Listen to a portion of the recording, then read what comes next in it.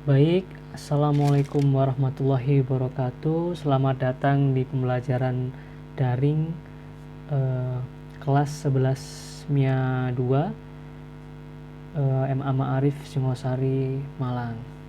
Oke, pada kesempatan kali ini kita akan membahas mengenai jaringan tumbuhan. Nah, kira-kira ada apa aja sih yang ada di dalam pembelajaran jaringan tumbuhan ini? Nah, sebelum masuk ke pembelajaran, marilah kita mulai dengan awal yang sangat baik, yaitu kita mulai dengan berdoa agar ilmu yang kita dapatkan pada hari ini mendapatkan barokah manfaat. Amin. Berdoa dipersilahkan.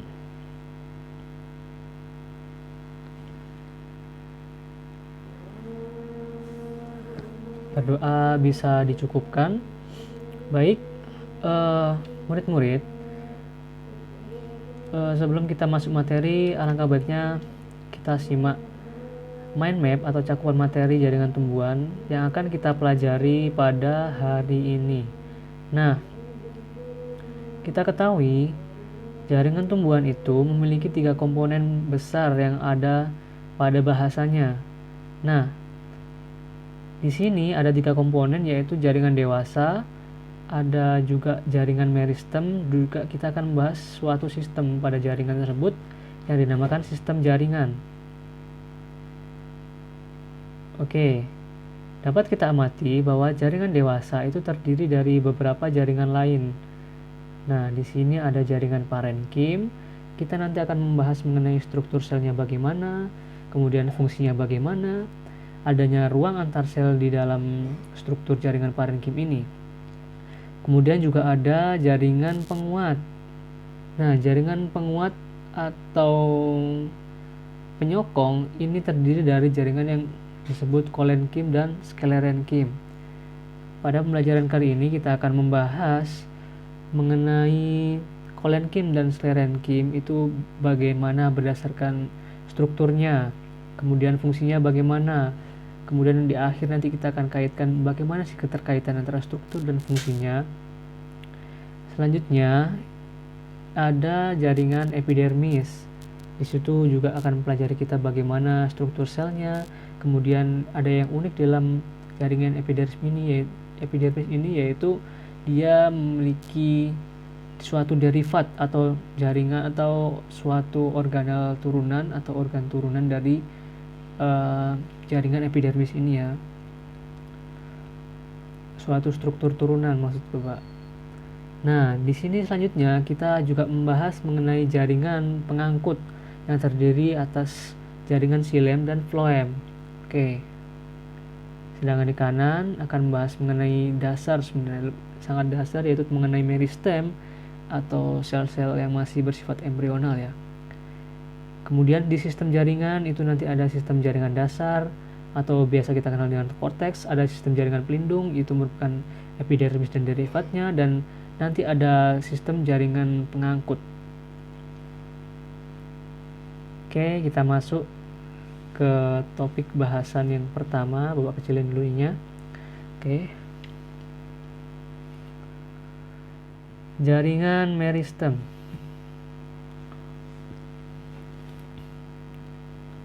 Nah, apa sih jaringan meristem itu? Jaringan meristem adalah jaringan yang sel-selnya bersifat embrional, artinya masih dapat membelah untuk menambah jumlah sel tubuh. Jadi yang mengalami pertumbuhan dan perkembangan itu bukan hanya manusia saja, tapi tumbuhan juga bisa mengalami pertumbuhan dan perkembangan. Jaringan yang mengalami diferensiasi itu terus-menerus secara bertahap akan kehilangan sifat embrioniknya menuju kedewasaan. Jadi apabila semakin tua tumbuhan, itu dia semakin mengalami diferensiasi dan mengalami pendewasaan sel-selnya. Jaringan meristem sendiri itu terbagi menjadi beberapa, berdasarkan asalnya itu terbagi menjadi 2, yaitu meristem primer dan meristem sekunder. Meristem primer, sel-selnya berkembang langsung dari sel embrionik dan dia itu berada di meristem apikal, umumnya berada di daerah ujung ya. Kemudian meristem sekunder itu sel-selnya berkembang dari jaringan dewasa yang telah mengalami diferensiasi.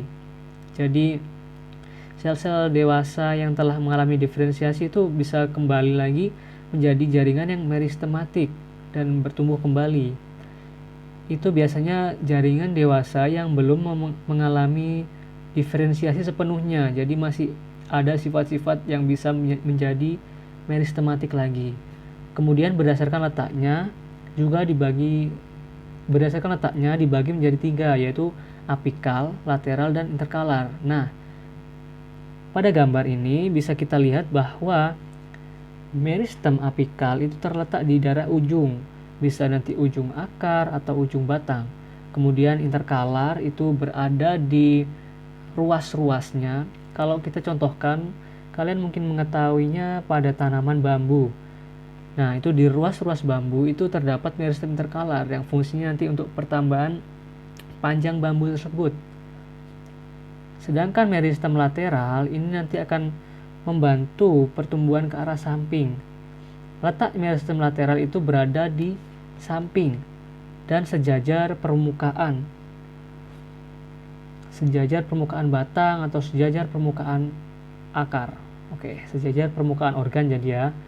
Oke, selanjutnya kita akan bahas jaringan dewasa. Jaringan dewasa adalah jaringan yang telah mengalami diferensiasi sehingga tidak dapat mengalami pertumbuhan. Jadi kalau jaringan yang telah mengalami diferensiasi sudah dewasa, dia tidak dapat mengadakan pertumbuhan lagi. Jadi sudah merupakan menjalankan fungsi-fungsi yang lain ya. Nanti kita bahas ada apa aja sih jaringan dewasa. Jaringan muda, sedangkan jaringan muda itu merupakan jaringan yang telah berdiferensiasi tetapi masih dapat mengalami pertumbuhan dan perkembangan. Nah, jadi di sini sebenarnya ada 2 ya. Ada yang belum, jaringan muda itu ada yang belum mengalami diferensiasi, ada yang sudah mengalami diferensiasi. Kalau yang belum mengalami diferensiasi juga dikatakan jaringan muda. Kalau dia sudah berdiferensiasi tetapi masih dapat menjadi meristematik lagi, dia masih bisa digolongkan jaringan muda. Kemudian jaringan dewasa sendiri terdiri dari 4 jaringan, yaitu jaringan pelindung, epidermis dan derivatnya, jaringan dasar, jaringan penyokong, dan jaringan pengangkut. Jaringan penyokong itu terdiri dari kolenkim dan sklerenkim, sementara jaringan pengangkut terdiri dari xilem dan floem. Jaringan epidermis. Epidermis sendiri merupakan bagian terluar dari organ tumbuhan yang berfungsi untuk melindungi jaringan di bawahnya. Struktur sel epidermis itu terdiri dari satu lapis sel, dia itu rapat, ruang antar selnya itu sangat sedikit, seperti yang Bapak jelaskan di kelas kemarin. Kemudian memiliki derivat. Derivat epidermis itu apa aja sih? Yaitu ada stomata, trikomata, rambut akar, sel silika, dan sel gabus. Kemudian ada sel kipas serta litosit. Oke, stomata. Stomata itu merupakan celah yang terdapat pada epidermis yang berfungsi sebagai tempat pertukaran udara. Jadi CO2 dan O2 itu tempat bertukarnya pada stomata. Kemudian trikomata. Trikomata itu merupakan sel-sel derivat epidermis yang berbentuk rambut dan sisi. Selanjutnya ada sel kipas, yaitu merupakan derivat epidermis yang berfungsi untuk mengurangi penguapan. Nah, ini bisa kalian simak pada gambar berikut. Bapak akan menunjukkan yang mana sih yang merupakan jaringan epidermis. Jadi, yang ditunjuk oleh anak panah ini, yang bagian teratas, itu sudah ada keterangannya, epidermis atas. Nah, itu merupakan contoh jaringan epidermis. Jadi, dia itu tersusun atas satu lapis sel, tersusun rapat, dan dia tuh terletak paling luar. Kalian bisa mengamati. Oleh karena itu jika kalian tuh mengupas suatu batang tumbuhan atau akar tumbuhan yang kalian kupas, yang terluar itu merupakan jaringan epidermis. Oke, selanjutnya merupakan jaringan dasar. Jaringan dasar atau kita sebutnya biasa adalah jaringan parenkim, itu disebut jaringan dasar karena dia dijumpai hampir di setiap bagian tumbuhan. Dapat dijumpai sebagai empelur pada batang, kemudian mesofil, di mesofil daun juga ada, ada juga sebagai penyimpan cadangan makanan pada buah dan biji. Kemudian struktur sel parenkim itu dia itu merupakan sel hidup berdinding tipis kecuali parenkim xilem karena parenkim xilem itu mengalami penebalan. Kemudian kaya sitoplasma dan berorganel lengkap. Isi sel parenkim menyesuaikan fungsinya, misal fotosintesis. Jika parenkim yang digunakan untuk fotosintesis, maka fungsinya juga membantu proses fotosintesis. Berarti terdapat apa? Terdapat kloroplas di dalamnya. Kemudian, sel parenkim itu memiliki beberapa bentuk, antara lain poligonal isodiametris, silindris, bintang, dan seperti tulang. Nah, ciri khas sel parenkim itu yaitu memiliki banyak ruang antar sel, juga berdinding tipis tadi kan. Dinding tipis tadi mengakibatkan parenkim memiliki banyak ruang antar sel. Kemudian bentuk sel parenkim itu ada beberapa. Ada parenkim tiang atau palisade, itu bentuknya silindris tegak. Kemudian ini dapat kita jumpai di mesofil daun. Ada juga parenkim sponsa, susunannya tidak teratur, menyerupai spons. Ada juga parenkim bintang, itu menyerupai bintang. Kemudian ada parenkim lipatan yang mengadakan lipatan ke arah dalam. Parenkim berdasarkan fungsinya itu terbagi menjadi beberapa macam. Yang pertama parenkim asimilasi. Parenkim asimilasi itu berfungsi untuk fotosintesis, artinya dia mengandung kloroplas di dalamnya. Parenkim udara, dia itu memiliki ruang antar sel yang besar. Sel penyusunnya bulat untuk menyimpan udara. Contoh parenkim pada tanaman apung. Kalian bisa lihat enceng gondok. Enceng gondok itu akan mengandung di dalamnya parenkim udara karena dia memanfaatkan udara yang masuk tadi untuk dapat mengapung. Parenkim penimbun. Sel-selnya terdapat cadangan makanan berupa gula, tepung, lemak maupun protein. Kalian dapat menjumpainya pada misalnya singkong atau kentang. Nah, di dalam sel-sel singkong, kentang itu pasti terdapat parenkim penimbun yang digunanya untuk menyimpan cadangan makanan tadi. Kemudian ada parenkim air, ini untuk menyimpan air dan mempertahankan diri dari kekeringan. Oke, maaf. Kita lanjutkan. Contoh sesuatu yang memiliki parenkim air itu yaitu tanaman anggrek. Kalian pasti tahu kan tanaman anggrek. Tanaman anggrek pada akarnya itu terdapat suatu struktur parenkim air. Karena apa? Karena anggrek itu dia mendapatkan nutrisi dari kelembapan udara ya. Jadi airnya yang diperoleh itu dari kelembapan udara kalau anggrek, nggak langsung dari tanah ya airnya. Makanya orang tua kalian atau kalian kalau di rumah itu biasanya kan semprotkan pada media tanamnya kalau ingin merawat anggrek. Selanjutnya ada yang namanya parenkim pengangkut. Ini berfungsi untuk pengangkutan, umumnya mengalami penebalan sekunder. Apa itu penebalan sekunder?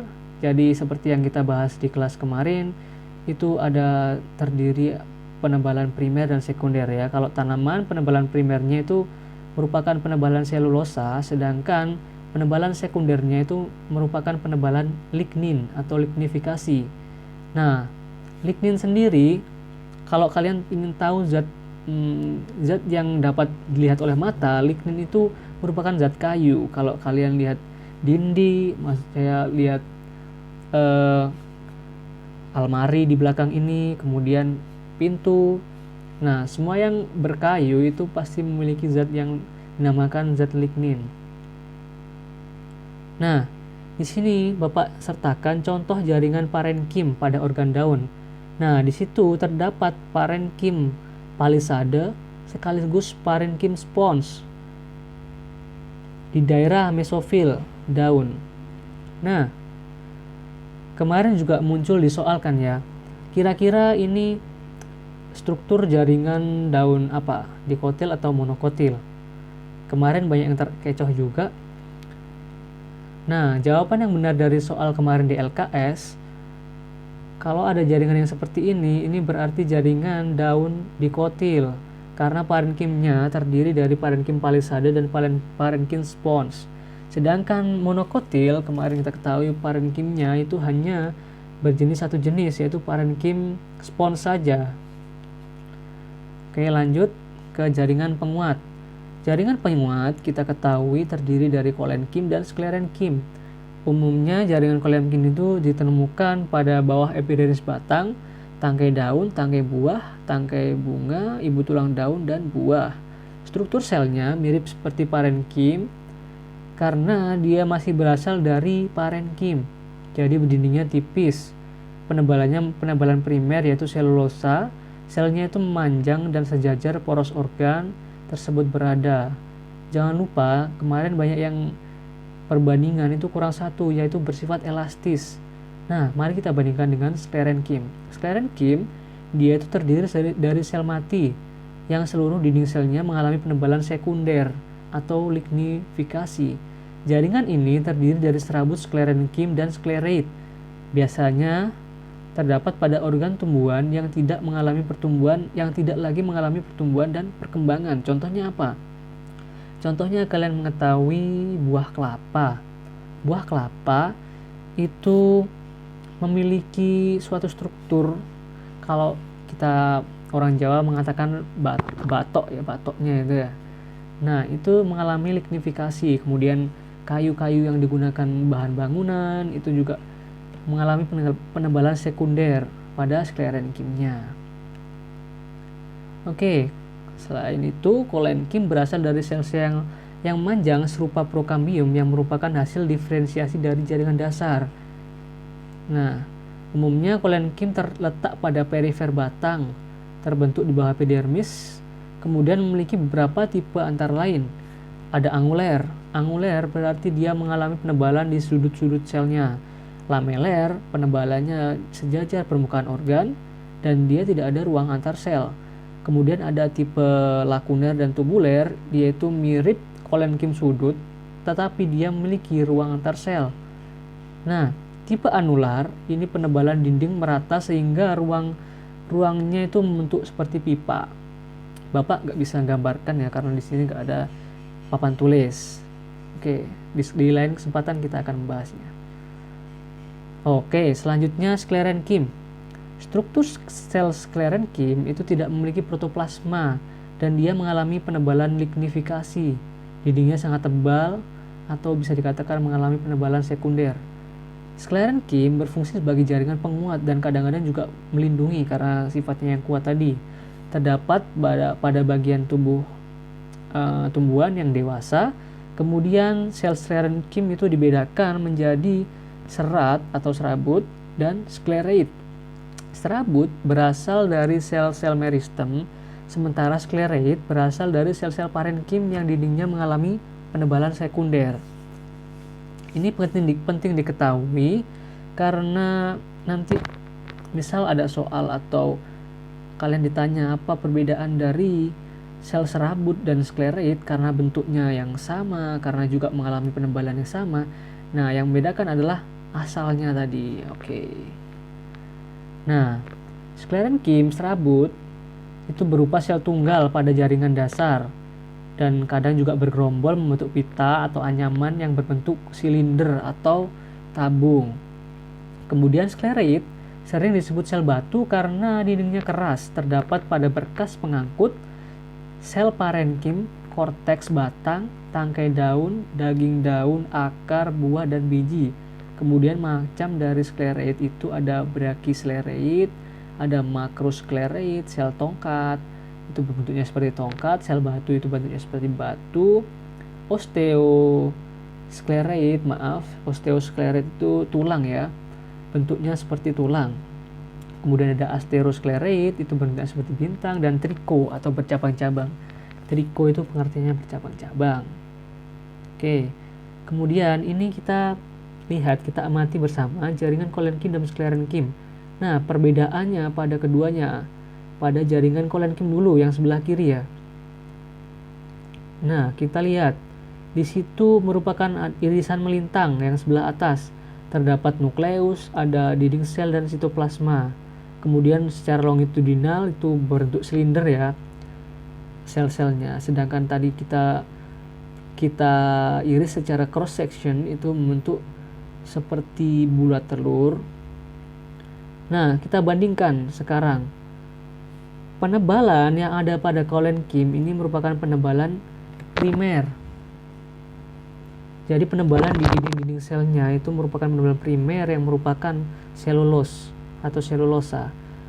Nah, sedangkan pada jaringan sklerenkim kita bisa lihat terdiri dari dua jenis. Di situ ada fibrous itu adalah serat, kemudian ada soleroid atau scleroid tadi. Nah, itu perbedaannya ya. Single soleroid stone sel batu, dia mengalami penebalan yang penuh seperti bercabang seperti ini kan ya. Dia mengalami penebalan yang lignifikasi, yang itu benar-benar keras. Kemudian pada cross sectionnya kita lihat penebalannya tuh lebih tebal, lebih terlihat berkayu di sini ya, digambarkan dengan warna yang lebih coklat daripada yang sebelah kiri. Nah, sedangkan irisan longitudinalnya atau irisan vertikal itu dapat diamati bentuknya masih sama dengan koenkim tadi, akan tapi benar-benar kelihatan fibrousnya mana yang menebal, itu yang di sebelah pinggir. Oke, kita lanjut. Selanjutnya ada jaringan pengangkut yang terdiri dari xilem dan floem. Beberapa dari kalian mungkin sudah mengetahuinya bahwa xilem itu berfungsi untuk mengangkut air dan unsur hara dari akar ke daun. Kemudian xilem terdiri dari unsur fasal yang merupakan trakea dan trakeit, serabut xilem, parenkim xilem. Sementara floem fungsinya mengedarkan makanan hasil fotosintesis dari daun ke seluruh bagian tumbuhan, terdiri dari sel tapis, sel pengiring, parenkim floem, dan serabut floem. Nah, kita ketahui bahwa setelah xilem mengantarkan zat-zat unsur hara kemudian dijadikan zat makanan hasil fotosintesis tadi yang berupa karbohidrat, gula dan sebagainya, dari daun itu akan disebarkan oleh floem ke seluruh bagian tumbuhan. Oke, ini merupakan struktur dari jaringan xilem. Di situ terdapat serabut xilem, ada juga trakea, ada sel parenkim. Oke, lanjut, ini merupakan struktur dari jaringan floem. Itu ada sel pengiring atau sel pendamping yang letaknya di sebelah pinggir ya, lateral. Kemudian ada lempeng tapisan yang merupakan bentukan seperti lempeng di sana. Kemudian tabung tapisan. Kita mengamati secara secara skematis ya, karena kalau kita nanti tunjukkan jaringan yang benar-benar preparat nanti itu makan lebih sulit diamati karena harus melalui pewarnaan. Nah, jaringan pengangkut. Kita lihat di sini letak dari jaringan pengangkut secara umum. Kalau kita menggunakan irisan pada ini, gambar yang atas sendiri pada daun, jaringan xilem dan floem itu terletak di tengah, di pusat dari atau mesofil daun. Sedangkan kita lihat di sini pada batang tumbuhan itu dia terletak berseberangan atau berselingan ya. Jadi floem di sebelah luar dan xilem di sebelah dalam. Itu nanti tentunya berbeda antara dikotil dan monokotil. Kemarin sudah pada ngerjain juga kan ya tentang ini. Kemudian pada akar dia juga bersilangan, xilem selalu lebih di dalam daripada floem, kemudian floem itu sebelah luar. Seperti itu. Kemudian ada tambahan yang merupakan jaringan sekretoris. Jaringan sekretoris itu merupakan kelenjar internal yang mensekresikan zat tertentu. Penyusun penting dari jaringan ini antara lain sel kelenjar, saluran getah. Nah, ini secara anatomis seperti ini bentukannya. Sel kelenjar, sel kelenjar. Oke, mohon maaf ini suaranya ya. Kita lanjut, sistem jaringan. Nah, pada tumbuhan itu dikenal juga yang namanya sistem jaringan. Sistem jaringan merupakan sebuah sistem yang terdiri atas beberapa jaringan berbeda yang memiliki satu fungsi sebagai satu kesatuan. Jadi, sistem jaringan pada tumbuhan terdiri atas tiga jaringan. Yang pertama jaringan pelindung, kemudian jaringan korteks, dan jaringan stele. Jaringan pelindung itu terdiri dari epidermis dan derivatnya. Jaringan korteks terdiri dari jaringan kulit, dan jaringan stele, sistem jaringan stele. Mohon maaf, ini tadi sistem jaringan ya, Bapak salah ngomong tadi. Sistem jaringan pelindung, sistem jaringan korteks, dan stele. Nah, persebarannya pada akar itu terdapat beberapa sistem jaringan tadi, yaitu meliputi epidermis, korteks, juga ada struktur juga endodermis karena dia itu berada di dalam ya. Ada juga stele. Jadi rata-rata pada semua organ daun itu terdiri dari 3 sistem jaringan tersebut. Bahkan kita amati di sini bahwa jaringan daun itu memiliki suatu jaringan lain yang khusus. Ini enggak semua daun, tapi beberapa daun memilikinya, yaitu jaringan sekretoris. Oke. Nah, di sini Bapak sediakan gambar perbandingan susunan berkas pengangkut pada akar tumbuhan monokotil dan dikotil. Ini pada akar ya. Pada akar yang tadi sistem jaringan terdiri epidermis, korteks, endodermis, dan stele. Nah, di sini sudah ada keterangannya. Epidermis terletak di bagian luar untuk melindungi. Kemudian ada xilem. Nah, letak xilemnya kalian amati. Antara monokotil dan dikotil ini berbeda. Oke, xilem di akar dikotil itu berseberangan dengan floem. Oke, sedangkan juga ini kurang jelas ya, nanti gambarnya Bapak sertakan yang jelas. Yang sebelah kanan ini gambarnya sangat kecil, kurang di zoom. Oke, di sini terlihat perbedaannya lagi endodermis. Endodermis pada akar monokotil itu lebih terlihat jelas daripada dikotil. Ya, kita ketahui. Kemudian ada tipe berkas pengangkutnya. Tipe berkas pengangkut ini berbeda ya. Ayo kira-kira apa? Ya, benar sekali. Tipe berkas pengangkut merupakan tipe kolateral ya. Pada dikotil dan monokotil merupakan kolateral. Nah, salah satunya ada yang kolateral terbuka dan ada yang tertutup. Pada akar dikotil itu merupakan kolateral tertutup, tapi kita tidak dapat mengamati karena gambarnya ini masih terlalu kecil. Jadi kolateral tertutup ini nanti antara xilem dan floem itu berseberangan tapi dibatasi oleh kambium. Sementara kolateral terbuka pada akar monokotil itu tidak dibatasi oleh adanya kambium ya. Jadi seperti itu. Oke, kita lanjutkan. Nah, ini gambar yang Bapak maksud ini lebih detail. Oke. Nah, kita lihat yang sebelah kanan itu adalah akar monokotil. Nah, yang bentukan warna orange coklat ini merupakan endodermis yang terlihat lebih jelas daripada di dikotil. Kenapa ini diberi warna yang coklat? Karena itu menggambarkan bahwa dia itu lebih jelas daripada yang di akar dikotil. Pada monokotil ini endodermisnya lebih jelas. Kemudian kita amati susunan berkas pengangkut. Xilem pada akar dikotil itu dibatasi oleh kambium. Mana kambium? Kambium itu merupakan lapisan sel pertama ini. Ada kursornya ya. Ini yang sebelah kiri kalian amati. Nah, di sini ada endodermis. Nah, satu lapisan sel di dalam endodermis ini merupakan lapisan kambium ya sebenarnya. Tapi gambarnya juga kurang menggambarkan adanya kambium. Nanti kita di kelas kita bahas mengenai ini. Bapak akan gambarkan. Kemudian kita lanjut dulu.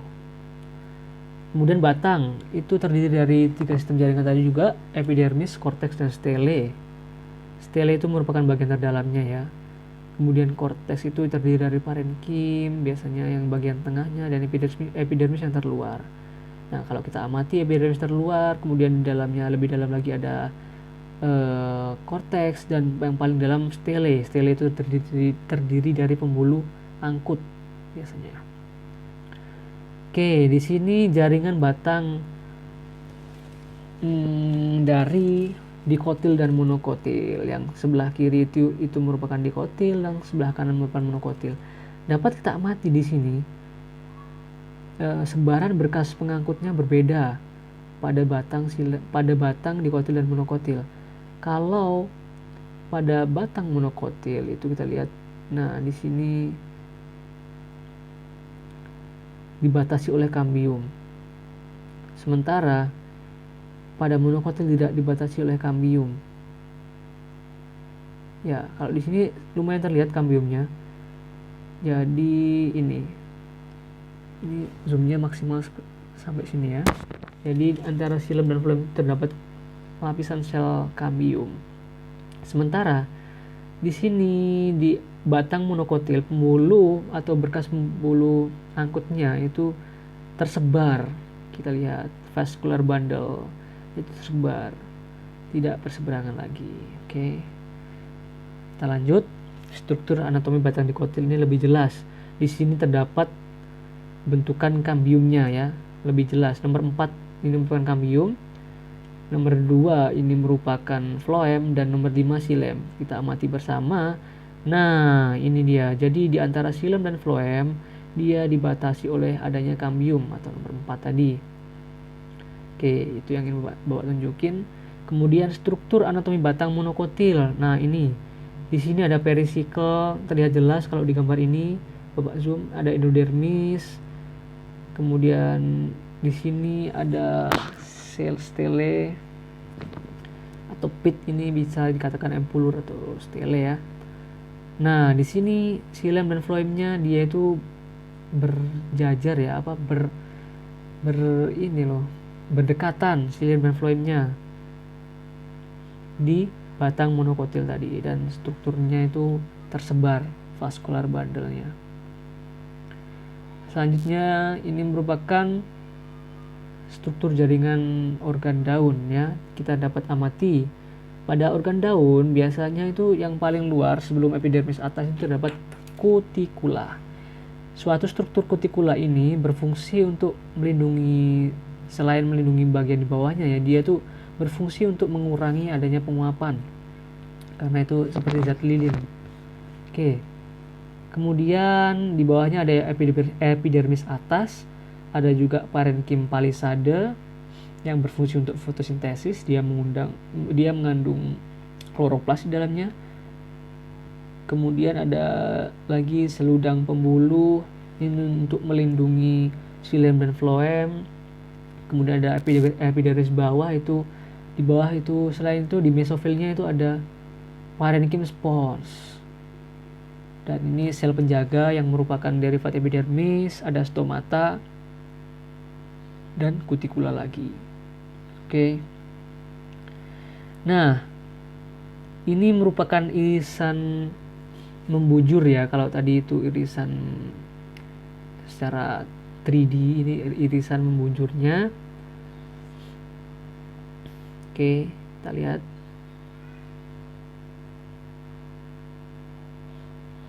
Nah, ini dia upper epidermis, di situ ada kolenkim. Kemudian silemnya terlihat, ada floem. Di situ ada sel-sel stomata di bawah. Stomata itu letaknya di mana? Stomata itu ada di bawah atau epidermis bawah. Kita lihat di sini terlihat, sangat terlihat ya. Oke. Juga di situ ada jaringan penguat berupa kolenkim. Makanya kita lihat daun itu seperti memiliki struktur yang elastis dan empuk. Nah, ini merupakan perbandingan yang kemarin banyak yang terkecoh ya. Nah, perbandingan dari anatomi daun dikotil dan monokotil itu terletak pada ini jaringan parenkimnya, mohon maaf. Nah, kalau di daun monokotil dia hanya terdapat jaringan bunga karang. jaringan parenkim bunga karang, sedangkan pada dikotil dia itu terdapat dua sekaligus. Yang kanan ini merupakan dikotil, terdapat palisade dan bunga karang, sedangkan yang kiri itu mesofil daun monokotil itu hanya terdiri dari jaringan spons gitu. Oke. Nah, dari pembelajaran kali ini kita dapat simpulkan beberapa perbedaan atau tabel perbandingan jaringan tumbuhan dikotil dan monokotil sebagai berikut. Oke, yang pertama dari akar itu ada beberapa faktor pembedanya ya. Pertama perisikelnya tadi, kalau dikotil itu jelas, monokotil tadi kurang terlihat atau nggak jelas. Kemudian empulurnya itu kalau dikotil justru tampak kecil atau tidak ada sama sekali. Ada beberapa tumbuhan yang tampak kecil, ada yang tumbuhan yang nggak ada. Kemudian kalau monokotil dia tampak jelas. Selanjutnya berkas pengangkut pada akar itu keduanya sama-sama radial. Tapi kita amati di sini pada tumbuhan dikotil, floem pada akar tumbuhan jenis dikotil itu letaknya pada bagian luar silem atau yang dibatasi dengan kambium, sedangkan monokotil itu tidak dibatasi oleh kambium, letaknya sama-sama radial tetapi jumlahnya sangat banyak dan saling berselingan tanpa ada batas oleh kambium. Nah, kemudian dari segi adanya kambium, pada dikotil tentu ada kambium ya yang membedakan dari monokotil. Kemudian pada organ batang kita lihat endodermisnya yang tadi dikotil nampak sangat jelas, sedangkan monokotil itu tidak ada. Nah, kemudian perisikelnya sama, perisikelnya kalau dikotil itu nampak jelas, sedangkan monokotil tampak kurang jelas. Tipe berkas pengangkut, nah dikotil kolateral terbuka dan monokotil kolateral tertutup. Oke, berarti itu ya, jangan sampai terbalik. Sepertinya buat tadi agak terbalik menjelaskan kalian tentang kolateral terbuka maupun tertutup ini ya. Nah, jadi yang benar yang di tabel ini. Oke, kemudian adanya kambium itu dikotil jelas memiliki kambium, sedangkan monokotil itu tidak memiliki. Daun, pada jaringan daun seperti yang Bapak uraikan tadi, satu-satunya pembeda yang bisa diamati secara jelas yaitu adalah kalau di monokotil itu terdiri dari parenkim sponsa saja, sedangkan parenkimnya di mesofil daun dikotil itu merupakan parenkim palisade dan sponsa.